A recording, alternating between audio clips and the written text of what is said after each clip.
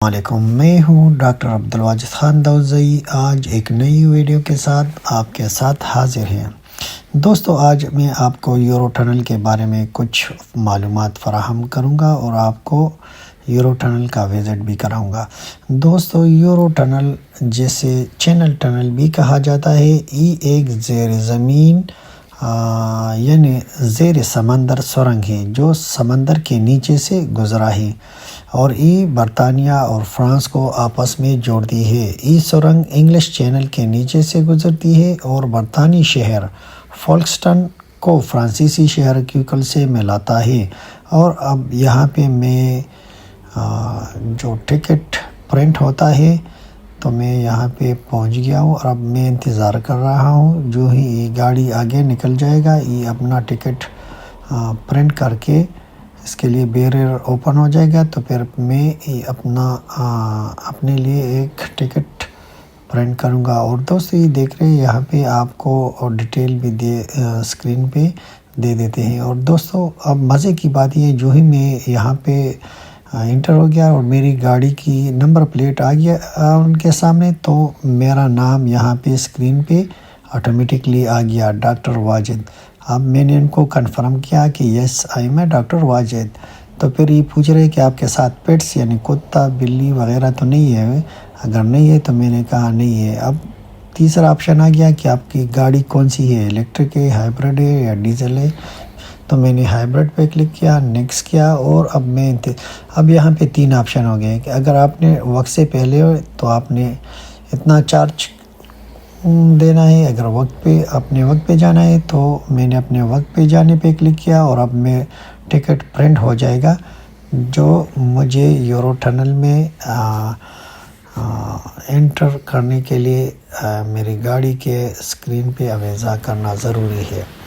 جو ہی میں ticket print ہو گیا تو بیریئر اوپن ہو گیا۔ دوستو، اب ہم یہاں پہ ڈیوٹی فری شاپنگ مال جو یو کے سائڈ یعنی فولکسٹن میں بنایا ہے۔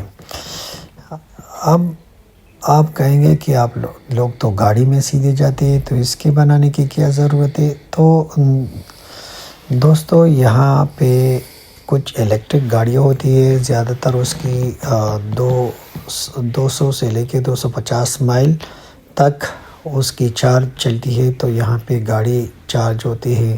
یہاں پہ شاپنگ مال میں باتھ روم، ریسٹورنٹ اور ڈیوٹی فری شاپنگ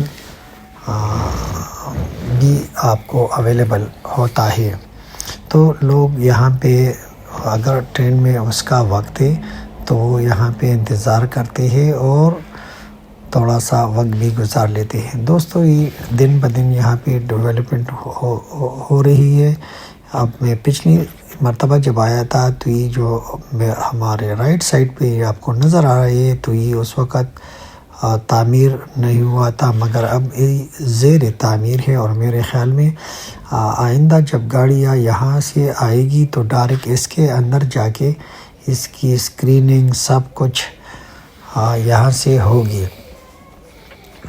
دوستو، اب ہم یہ کار پارکنگ کی طرف جا رہے ہیں تو جو ہی میں نے گاڑی یہاں پہ پارک کر کی اور آپ کو اس شاپنگ سینٹر میں لے کے جا رہا ہوں تاکہ آپ کو یہاں بھی تھوڑا سا بریف سا بتا دوں۔ اب دیکھو، یہاں پہ یہ ڈیوٹی فری شاپنگ سینٹر ہے، یہاں پہ ہر چیز اویلیبل ہے۔ آپ جو بھی لینا چاہتے تو آپ کو اویلیبل ہوتا ہے۔ یہاں پہ ریسٹورنٹ بھی ہوتے ہیں اور ساتھ ساتھ ایک بڑا اسکرین بھی لگا ہوتا ہے۔ اگر آپ کی ٹرین کا وقت ہونا چاہتے ہیں تو آپ یہاں سے دیکھ سکتے ہیں۔ اور اس کے علاوہ یہاں پہ شاور، باتھ روم، ٹوائلٹ وغیرہ بھی بنائے ہوئے ہیں اور اس کی کوئی چارجز وغیرہ نہیں ہوتے۔ آپ دیکھ سکتے ہیں شاپنگ سینٹر اندر سے کتنا خوبصورت نظر آ رہا ہے۔ دوستو، آپ کو ایک اور بات بتا دوں کہ کرونا کے بعد یہاں پہ آپ نظر آ رہی سینسر کے ذریعے سے اگر آپ جو ہی ہاتھ نیچے لے کے جاتے ہیں تو پانی یہاں سے اوپن ہو جاتا ہے، اور یہاں پہ اگر آپ کا ہاتھ گیلا اور خشک کرنا ہے تو وہ مشین جو ہی آپ یہاں پہ سینسر کے ذریعے ہاتھ ہلاتے تو وہ آپ کے ہاتھ کو ڈرائی کر دیتا ہے۔ اس کا مطلب ہے کہ آپ کوئی چیز ٹچ نہ کرے، اور اگر کوئی وائرس پھیلنے کا چانس ہو تو وہ بالکل زیرو ہو۔ تو یہ لوگ اتنا خیال رکھتے ہیں عوام کا۔ اب میں نے ہاتھ دھو لیے اور اب میں اس کو ڈرائی کرنے کی کوشش کر رہا ہوں۔ یہ تو یہاں کی ٹوائلٹ اور شاور تھے۔ اب دوستو ہم یہاں پہ پاسپورٹ کنٹرول والوں کے پاس پہنچ گئے۔ اب آپ یہاں پہ آپ دیکھ سکتے ہیں پاسپورٹ اینڈ سیکورٹی کنٹرول۔ تو اب ہم یہاں پہ اپنی باری کا انتظار کر رہے ہیں۔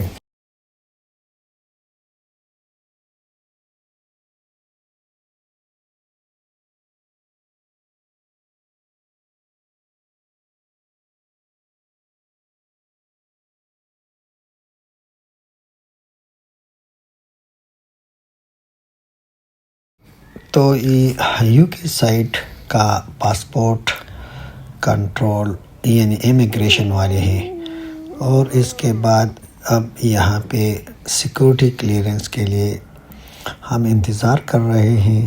جو ہی سیکورٹی کلیئرنس ہو جائے گا، کیونکہ یہاں پہ گاڑیاں زیادہ ہوتی ہے تو اس لیے دونوں سائڈ پہ بنائے ہوتے ہیں، اور اب ہم یہاں پہ آ گئے۔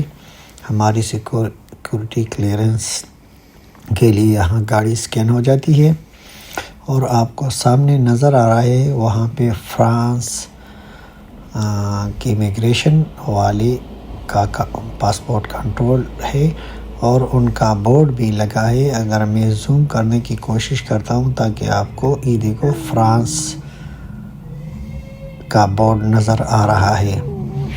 اب ہم یہاں پہ فرینچ پاسپورٹ کنٹرول یعنی فرینچ امیگریشن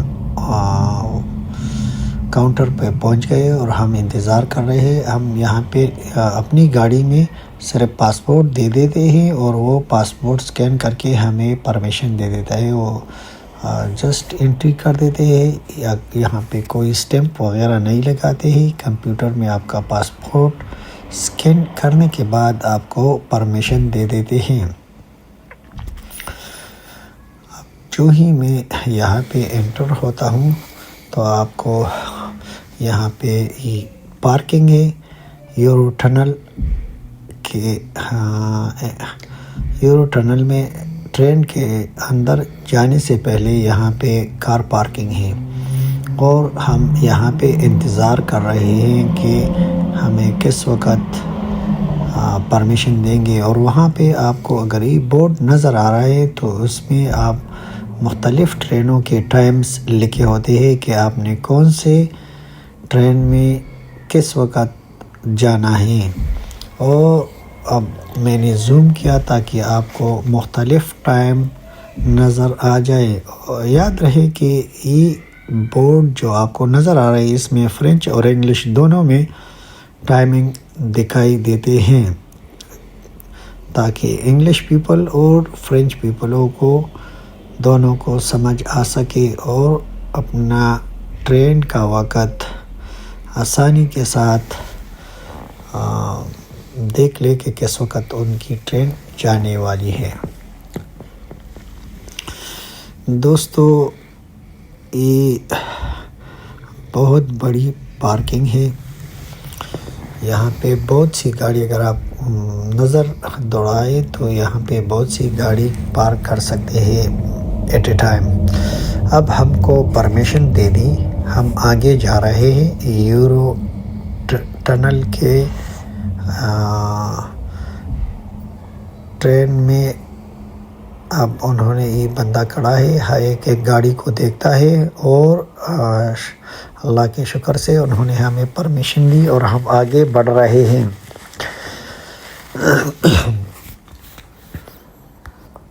دوستو یورو ٹنل کا تصور کئی صدیوں پرانا ہے۔ 1802 میں ایک فرانسیسی انجینئر البرٹ میتھیو نے ایک سرنگ کی تجویز پیش کی تھی، لیکن اس وقت یہ ممکن نہ ہو سکا۔ 19ویں صدی اور 20ویں صدی میں کئی منصوبے تجویز کی گئے، لیکن جنگوں اور سیاسی وجوہات کی بنا پر انہیں ترک کر دیا گیا۔ 1980 کی دہائی میں برطانیہ اور فرانس نے سرنگ کی تعمیر پر سنجیدگی سے غور کیا اور 1986 میں دونوں ممالک کے درمیان معاہدہ طے پایا۔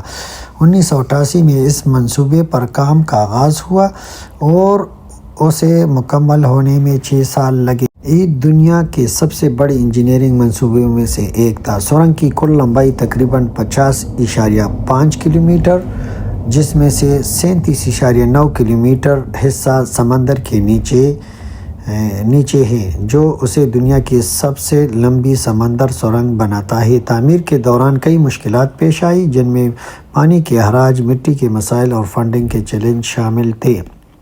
یورو ٹنل کو 6 مئی 1994 کو باضابطہ طور پر کھولا گیا۔ اس تقریب میں برطانیہ کی ملکہ الزبتھ دوم اور فرانس کے صدر فرانسوا متران نے شرکت کی۔ اس کے بعد یہ سرنگ یورپ کے سب سے اہم ٹرانسپورٹ راہداریوں میں شامل ہو گئی۔ دوستو، اب آپ کو نظر آ رہا ہے کہ یہاں پہ کاریں number by number euro tunnel کے ٹرین میں انٹر ہو رہے تھے۔ دوستو، یہ ٹرینیں دیکھو، یہاں انجن اس سائڈ پہ بھی ہے اور دوسری سائڈ پہ۔ اگر اس یو کے سائڈ پہ آنا ہے تو اس انجن نے اس ٹرین کو کھینچنا ہے، اور اگر فرانس کی طرف جانا ہے تو دوسری سائڈ پہ اس کی انجن لگی ہے تو وہ اس سائڈ پہ اس کو کھینچ لیتے ہیں۔ اب آپ کو نظر آ رہا ہے کہ یہاں گاڑیاں انتظار کر رہی ہیں، جو ہی وہاں پہ وہ آدمی جو آپ کو سامنے نظر آتا ہے۔ اب دوستو، یہاں پہ یہ چھوٹی گاڑی کے لیے، مگر ٹریلوں کے لیے دوسری ٹنل ہے۔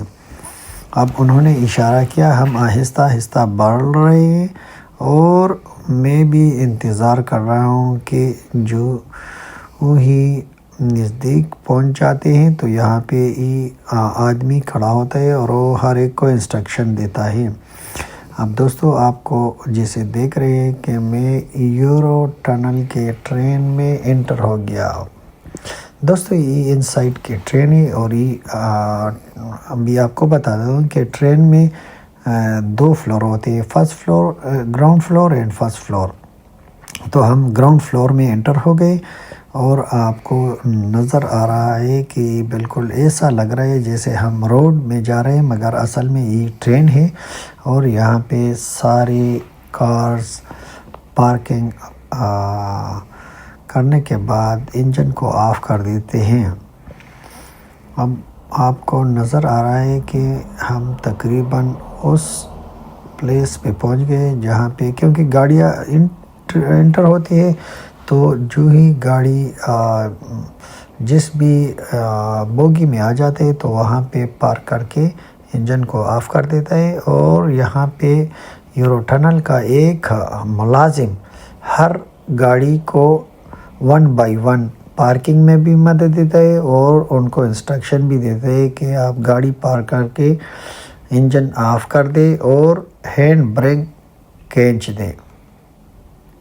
اب میں انتظار کر رہا ہوں، کیونکہ جب وہ آ جاتا ہے تب میں اس گاڑی کے نزدیک جا سکتا ہوں، کیونکہ انہوں نے سٹیپ بائی سٹیپ اور نمبر بائی نمبر ایک ہی گاڑی کو پار کرنے کے بعد اس سے ملتا ہے۔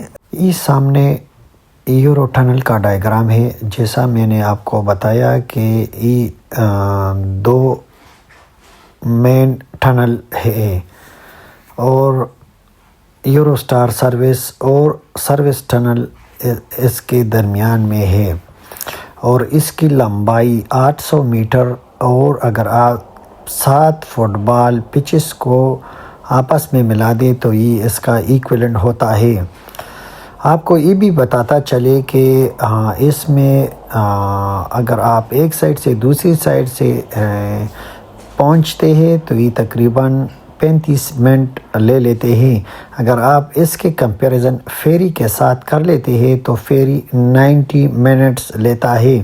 اب دوستو، یہ دیکھو، یہاں کا امپلائی مجھے پارک کرنے میں مدد دیتے ہیں کہ آپ آگے آ جاؤ جو ہی، تو وہ پارک کر دیتے ہیں، اور پھر ہم کو انسٹرکشن دے دیتے ہیں کہ آپ نے گاڑی کا انجن آف کر کے ہینڈ بریک لگا کھینچ کے آپ کو نے گاڑی کو پارک کرنا ہوتا ہے۔ یورو ٹنل کے ذریعے روزانہ ہزاروں مسافر اور گاڑیاں سفر کرتی ہے۔ یہ سرنگ یورپ اور برطانیہ کے درمیان تجارت، سیاحت اور روابط کے لیے ایک اہم ذریعہ ہے۔ یہ منصوبہ نہ صرف ایک انجینئرنگ کا شاہکار ہے بلکہ برطانیہ اور یورپ کے درمیان جغرافیائی اور اقتصادی تعلقات کا بھی ایک اہم ستون ہے۔ اور یہ ابھی آپ انسٹرکشن سن رہے ہیں، یہ ٹرین سٹارٹ ہونے کے بعد انسٹرکشن ہمیں دے رہا ہے کہ آپ نے کس طرح اور کیا کرنا ہے، اگر ایمرجنسی ہے تو کس طرح آپ نے ایویکویٹ کرنا ہے۔